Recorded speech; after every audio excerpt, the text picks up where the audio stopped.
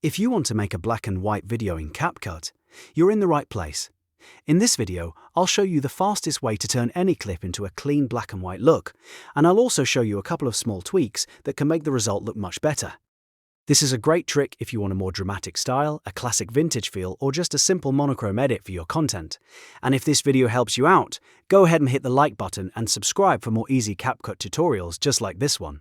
Alright, let's jump in. First, open CapCut and import your video into the project. Once your video is added, drag it down onto the editing timeline. This is where you'll make all of your edits, so make sure your clip is placed properly before moving on.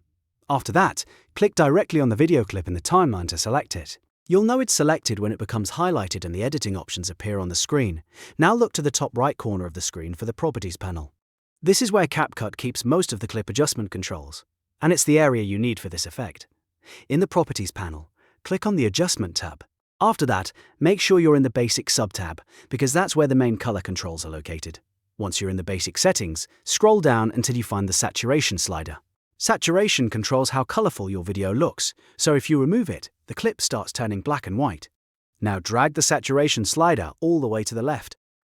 Depending on your version of CapCut, this may show as -50 or sometimes 0, but the goal is the same.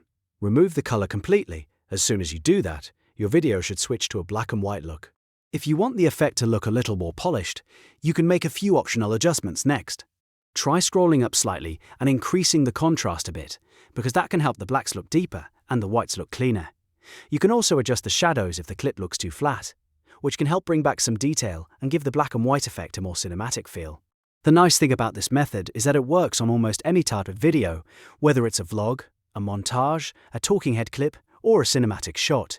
And because you're using CapCut's built-in adjustment controls, it's quick, simple, and easy to reverse if you ever want the color back later.